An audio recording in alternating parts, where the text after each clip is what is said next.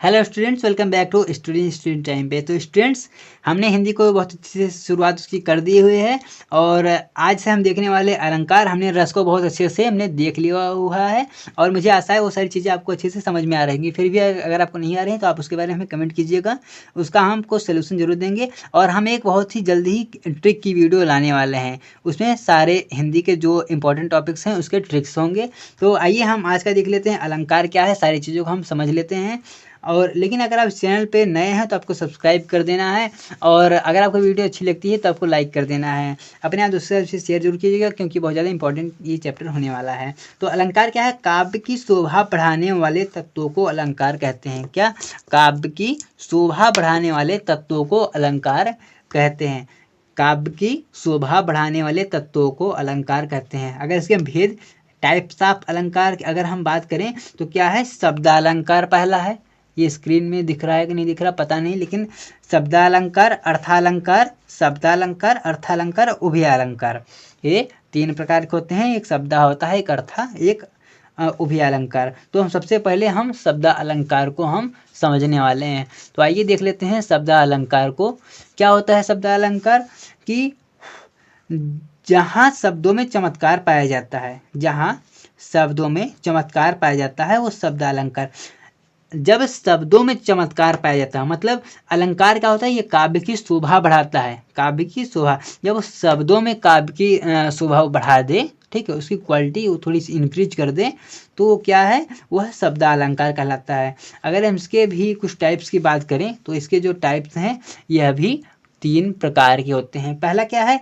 अनुप्रास, यमक, श्लेष। अनुप्रास अलंकार, यमक अलंकार और श्लेष अलंकार, इसके तीन प्रकार होते हैं।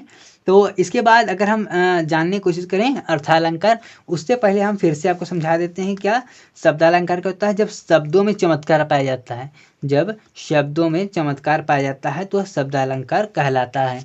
और इसके जो प्रकार हैं वह क्या है? अनुप्रास अलंकार, यमक अलंकार और श्लेष अलंकार, ये तीन इसके अलंकार है। फिर अगर हम अर्थालंकार की बात करें, क्या अर्थालंकार होता है? कि जब अर्थों में चमत्कार पाया जाता है, ठीक है, जब मतलब जब कोई शब्द है उसके जब हम अर्थ निकालते हैं, अर्थ में उसकी क्वालिटी जो पता चलती है, वहाँ पर अर्था अलंकार होता है। और अगर इसके हम टाइप्स के बारे में अगर हम जानने की कोशिश करें तो उसके भी तीन प्रकार होते हैं।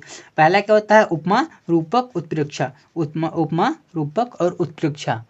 जल्दी से आप इसका स्क्रीनशॉट लीजिए जिससे आप इसको अच्छे से याद कर सकें। तो हम बारी बारी से हम इस छवों को हम देखने वाले हैं। क्या? अनुप्रास, यमक, श्लेष को और उपमा, उत्प्रेक्षा और रूपक को, इन तीनों को हम देखने वाले हैं। तो सबसे पहले हम जानने वाले हैं जो आपका शब्द अलंकार का था। तो शब्द अलंकार वाले के प्रकार को हम समझने वाले हैं। तो आइए देख लेते हैं जल्दी से। तो क्या है कि हम शब्द अलंकार के प्रकार को देखने वाले हैं। तो इसका पहला क्या था? अनुप्रास अलंकार। अनुप्रास अलंकार ये क्या होता है? कि जब एक ही वर्णों की आवृत्ति, जब किसी एक ही वर्णों की आवृत्ति बार बार हो। वर्ण क्या होते हैं? क से लेके ज्ञ तक, ठीक है। जब एक ही वर्ण की आवृत्ति बार बार होती है तो काव्य में जो सौंदर्य उत्पन्न होता है, काव्य में जो सौंदर्य उत्पन्न होता है वह अनुप्रास अलंकार कहलाता है। वह क्या कहलाता है? वह आपका अनुप्रास अलंकार कहलाता है। जब एक ही वर्णों की आवृत्ति, याद कीजिए, जब एक ही वर्ण, ठीक है, जब एक ही वर्ण की आवृत्ति बार बार हो, ठीक है, उसी शब्द की आवृत्ति बार बार हो। जैसे एग्जाम्पल क्या है कि रघुपति, राघव, राजा, राम। अब तो आप कहेंगे तो बहुत सिंपल सा है, लेकिन देखिए ट्रिक क्या है, यहाँ भी रह है, यहाँ भी रह है, यहाँ भी, यहाँ, मतलब ये देखिए वर्ड क्या है? र की आवृत्ति बार बार हो रही है, एक से अधिक बार हो रही, बार बार। रघुपति, राघव, राजा, राम, रघुपति, राघव, राजा, राम। तो ये जो र की आवृत्ति बार बार हो रही है, इससे हमें इसमें अलंकार की पता चलता है। कौन सा अलंकार? अनुप्रास अलंकार। याद रखिएगा, जब वर्णों की आवृत्ति कैसी बार बार हो। एक और बता देता हूँ, पीपर, पात, सरिस, मन, डोला। पीपर में प, पात में प और सरिस, मन, डोला। तो ये प की आवृत्ति जो दो बार हुई ना, पीपर, पात, सरिस, मन, डोला, प की आवृत्ति दो बार हुई, तो वहाँ भी होगा क्या? अनुप्रास अलंकार क्या होता है? जब एक ही वर्णों की आवृत्ति बार बार होती है वहाँ पर क्या होता है? वहाँ पर ये आपका अनुप्रास अलंकार होता है।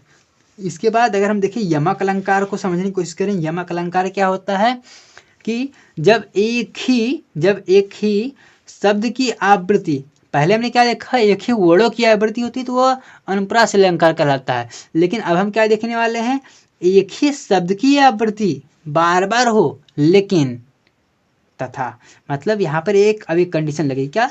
उसका अर्थ भिन्न भिन्न हो, उसका जो अर्थ है वह अलग अलग हो। यानी जो उसका अर्थ हो, जिससे उसकी आवृत्ति जो बार बार हो रही है तो ऐसा ना वही अर्थ हो, उसका अर्थ थोड़ा सा भिन्न, उससे अलग हो, तो वह यमक अलंकार क्या है? जब एक ही शब्द की आवृत्ति बार बार आए, मतलब वो वही शब्द तो बार बार आए तो उसका जो अर्थ होगा वह भिन्न भिन्न होगा। जब उसका अर्थ भिन्न भिन्न हो तो यह यमक अलंकार कहलाता है। सारी चीज़ आपको अच्छे से समझ में आ रही होंगी, नहीं आ रही तो आपने कमेंट जरूर कीजिएगा। तो अगर इसकी एग्जाम्पल की बात करें, ये देखिए छोटा सा एग्जाम्पल, क्या है एग्जाम्पल आपके सामने आ गया है कि कनक कनकते सौगुनी, कनक कनकते सौगुनी, यहाँ देखिए कनक कनक दो बार आया, मादकता अधिकाय, कनक कनकते सौगुनी मादकता अधिकाय, या खाए बौराए जग या पाए बौराए। कनक जो पहले का अर्थ है वो सोना है, दूसरे का धतूरा है। पहले का सोना अर्थ होता है कनक कनकते सौगुनी, ठीक है, या मादकता अधिकाय, ठीक है, या खाए बौराए जग या पाए बौराए, अर्थात सोना, चाहे लोगों को सोना मिल जाए तो वह मतलब बौराए मतलब उनका जो दिमाग है वह ठीक से वो स्थिर नहीं रहता, ठीक है। और या अगर कोई धतूरा पा जाता है, अर्थात यह वो धतूरा खाए, अगर कोई धतूरा खा लेता है तो उसका माइंड वर्क नहीं करता। तो वही है कनक कनकते सौगुनी मादकता अधिकाय, या खाए बौराए जग या पाए बौराए। आप इसको याद कर लीजिएगा, ये एग्जाम में अगर आप इसको लिख देते हैं तो आपका नंबर बिल्कुल बहुत ही अच्छे से आने वाला है। क्या है? कनक कनक सौगुनी मादकता अधिकाय, या खाए बौराए जग या पाए बौराए। तो पहले कनक का अर्थ होता है क्या?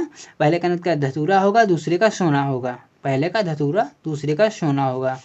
तो इसके बाद देखने वाले हैं श्लेष अलंकार। कौन सा? श्लेष अलंकार को हम देखने वाले हैं। तो श्लेष अलंकार क्या होता है? जब कोई शब्द वाक्य में प्रयुक्त होता है, अर्थात अब ये वाक्य में प्रयुक्त हो रहा है, जब कोई शब्द वाक्य में प्रयुक्त हो रहा हो और होने के बाद वह भिन्न भिन्न अर्थ दे, होने के बाद वह भिन्न भिन्न अर्थ दे, यानी उसका अर्थ अलग अलग हो, शब्द एक ही हो। पहले हमने क्या पढ़ा कि शब्द अलग अलग हो, उसका अर्थ भी अलग अलग हो, ठीक है, मतलब सॉरी शब्द एक ही हो, हमने क्या पढ़ा यमक में, शब्द एक ही हो लेकिन उसकी आवृत्ति हो, उसके अर्थ भी अलग अलग हो। अब हम क्या करें, कोई शब्द वाक्य में एक ही बार वो प्रयुक्त होगा लेकिन उसका अर्थ अलग अलग होगा। अगर हम एग्जाम्पल की बात करें तो ये देखिए काफी कमाल का, चरण धरत चिंता करत, चरण धरत चिंता करत चितवन चारों ओर, चरण धरत चिंता करत चितवन चारों ओर, और सुमिरन की खोजत फिरत, सुमिरन की खोजत फिरत, कवि ब्या भिखारी चोर, कवि ब्या भिखारी चोर। आप इसमें एक और ले सकते हैं एग्जाम्पल, क्या है कि